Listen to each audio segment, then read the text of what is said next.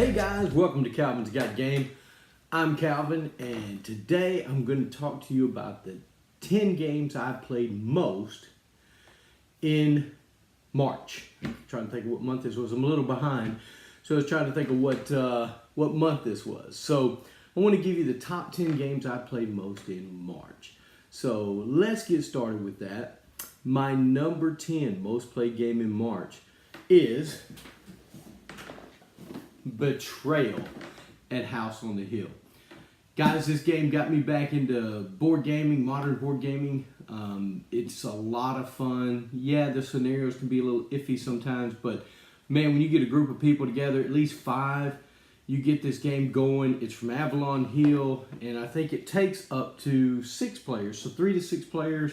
Random house every time, pretty much a random ending every time, especially if you add Widow's Walk, which I think is it's around here somewhere. It's in this box, but the box is around here somewhere. I hardly ever throw away a box. But anyway, Betrayal at House on the Hill is my number 10 most played game in March. All right, so my number 9 is Rummy Cube.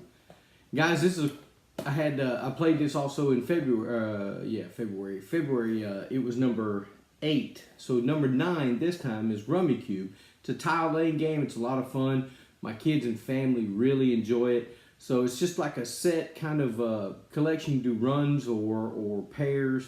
You have to have 3 of them to lay them down in the middle. You score points. This one is by Pressman Games, and I think it's 2 to 4 players. Guys, if you like Rummy, and Rummy Cube would be great. So check it out. My number 9 most played game of March. My number 8, I don't have a copy of it. One of our gaming group people at the friendly local game store I go to, we play every Tuesday night. Kaylee has this game. It's called Evolution, and I think she owns just about every expansion for it. We played a really big game of it. I'm not very good at it. I get eaten a lot, so I have to start over with a new species, if you will. And it's a fun game, and I appreciate Kaylee for bringing that. I don't have a copy of it, but Evolution is my number 8. Number 7 is The Resistance. I do have that. The Resistance. Guys, last time this was my number 5 last month. But The Resistance, we played this a lot at our game group.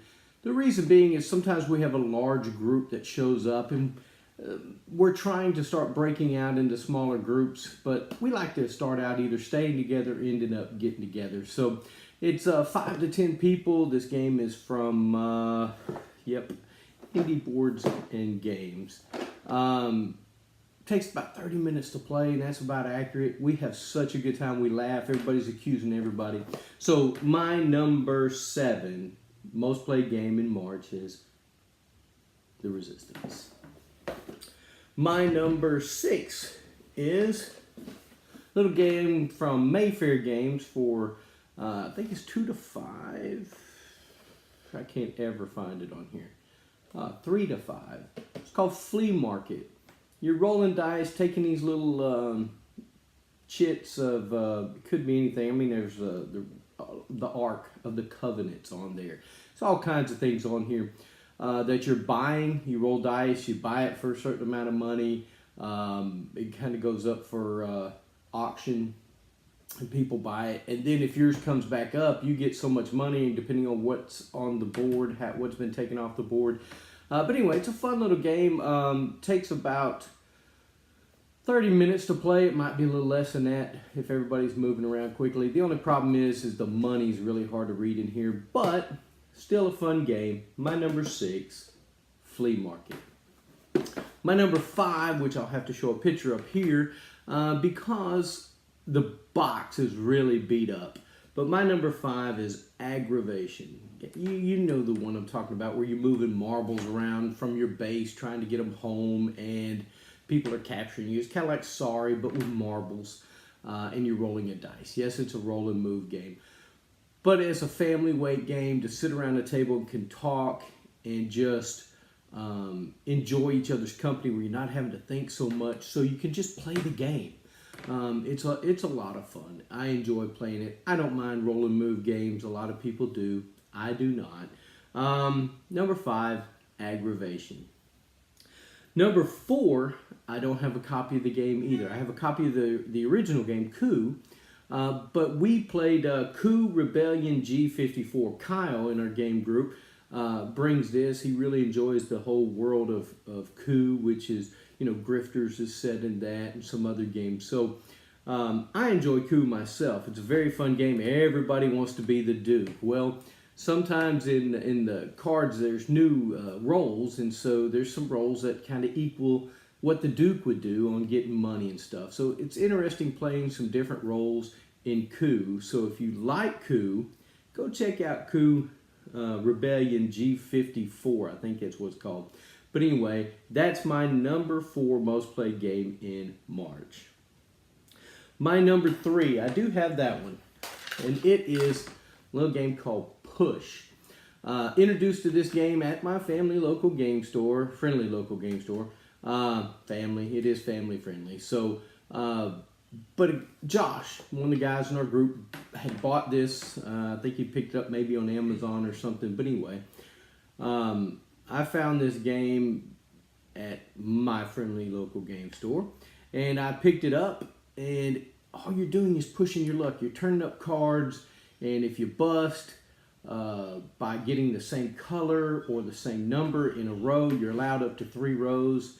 And if you stop, you get to pick a row, and the person next to you picks one, depending on if it reversed or not. Really fun little game, fast game. This is by Ravensburger. 2 to 6 players. Guys, go check out Push. Pretty fun. That's my number 3 most played game in March.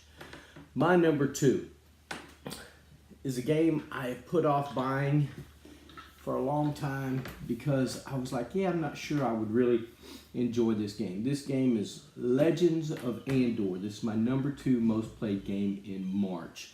It's by Cosmos Games. It's 2 to 4 players. It takes about 60 to 90 minutes. I'm not a huge long game person. You get up to 90 minutes and that's about my limit. I'm not much more than that. But this doesn't feel like it takes 90 minutes to play.